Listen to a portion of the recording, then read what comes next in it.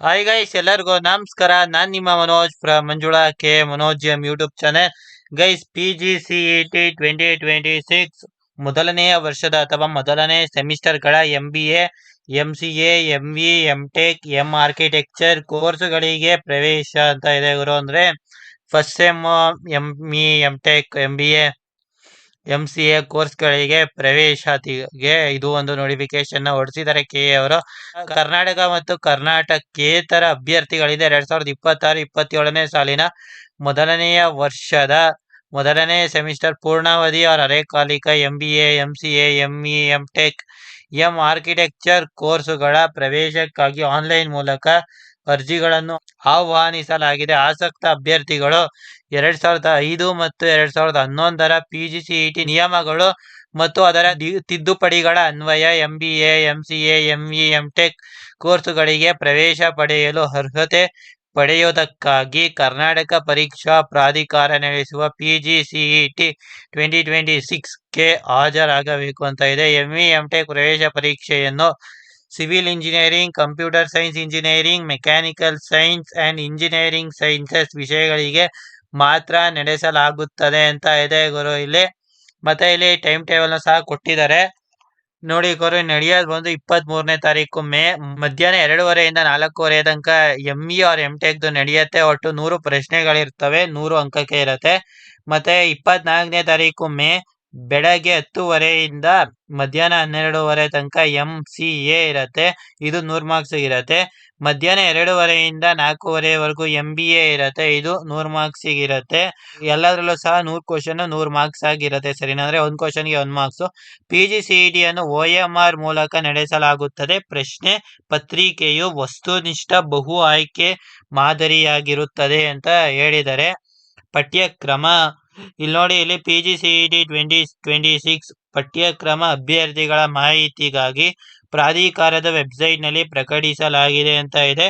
ಸರ್ಕಾರದ ಪತ್ರ ಸಂಖ್ಯೆ ED 161 TEC 2025 ದಿನಾಂಕ 27/6/2026 ಅನ್ವಯ biotechnology, chemical engineering, environmental engineering, polymer science and textile technology ವಿಷಯಗಳಿಗೆ ME, MTech ಪ್ರವೇಶ ಪರೀಕ್ಷೆಯನ್ನು ನಡೆಸುವುದಿಲ್ಲ.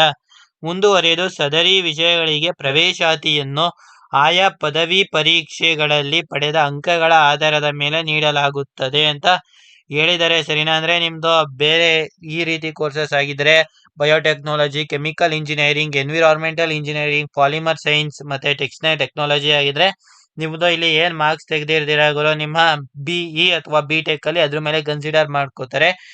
ಆರ್ಕಿಟೆಕ್ಚರ್ ಕೋರ್ಸುಗಳ ಪ್ರವೇಶಾತಿಗೆ ಅಭ್ಯರ್ಥಿಗಳು ಕೌನ್ಸಿಲಿಂಗ್ ಆಫ್ ಆರ್ಕಿಟೆಕ್ಚರ್ ನವದೆಹಲಿರವರು ನಡೆಸುವ PGETA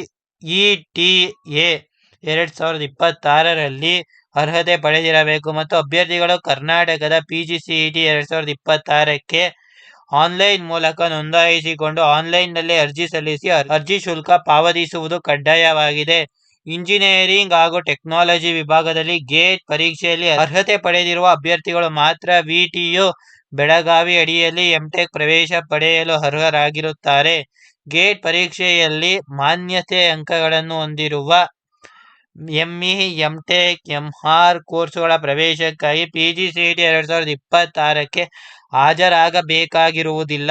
ಆದರೆ ಅಂತಹ ಅಭ್ಯರ್ಥಿಗಳು ಆನ್ಲೈನ್ ಮೂಲಕ ಅರ್ಜಿಯನ್ನು ಭರ್ತಿ ಮಾಡಿ ಶುಲ್ಕ ಪಾವತಿಸಿ ಪ್ರವೇಶಕ್ಕೆ ಅರ್ಹರಾಗಬಹುದು.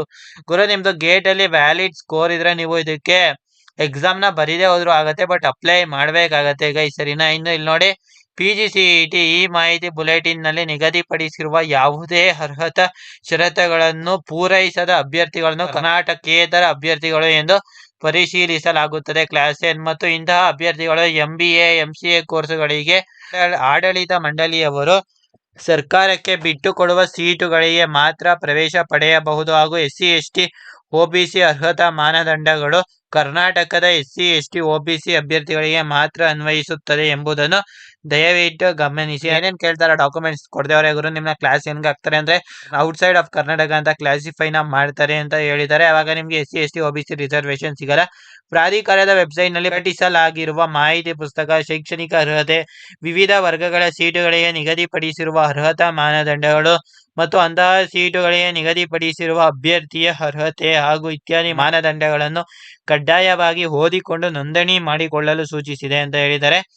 ಆಸಕ್ತ ಅಭ್ಯರ್ಥಿಗಳು KEA ಮೂಲಕ 2026ನೇ ಸಾಲಿನ MBA, MCA, ME, MTech, architecture ಕೋರ್ಸುಗಳ ಪ್ರವೇಶಾತಿಗೆ ಅರ್ಹತೆ ಪಡೆಯಲು 23/3/2026 ಬೆಳಗ್ಗೆ 11ರಿಂದ ದಿನಾಂಕ 8/4/2026 ರಾತ್ರಿ 11:59 ಆನ್ಲೈನ್ ಮೂಲಕ ನೋಂದಣಿ ಮಾಡಿ ಆನ್ಲೈನ್ ಮೂಲಕ ಅರ್ಜಿ ಸಲ್ಲಿಸಬಹುದಾಗಿರುತ್ತದೆ. ದಿನಾಂಕ 10/4/2026 ಒಳಗೆ ಶುಲ್ಕವನ್ನು ಪಾವತಿಸಬಹುದಾಗಿರುತ್ತದೆ ಅಂತ ಮೆನ್ಷನ್ ಮಾಡಿದ್ದಾರೆ.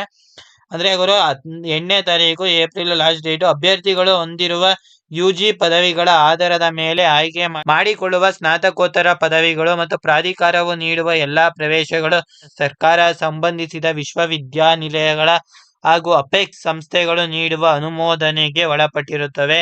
ಪ್ರವೇಶಾದ್ಯಮಾವಳಿಗಳು, ವಿವರವಾದ ಅಧಿಸೂಚನೆ, ಅರ್ಹತಾ ಖಂಡಿಕೆಗಳು, ವಿವಿಧ ವೇಳಾಪಟ್ಟಿ ಇತ್ಯಾದಿ ಬಗ್ಗೆ ಹೆಚ್ಚಿನ ವಿವರಗಳಿಗಾಗಿ ಅಭ್ಯರ್ಥಿಗಳು KEA ವೆಬ್ಸೈಟ್ಗೆ ಭೇಟಿ ನೀಡಬಹುದು ಅಂತ ಮಾಹಿತಿಯನ್ನು ಕೊಟ್ಟಿದ್ದಾರೆ. ಇಲ್ಲಿ ಪ್ರಸನ್ನ ಅವ್ರದ್ದು ಇಲ್ಲಿ ಸೈನ್ ಸಹ ಇದೆ. ಅವರು ಕಾರ್ಯನಿರ್ವಾಹಕ ನಿರ್ದೇಶಕರು ಆಗಿರ್ತಾರೆ.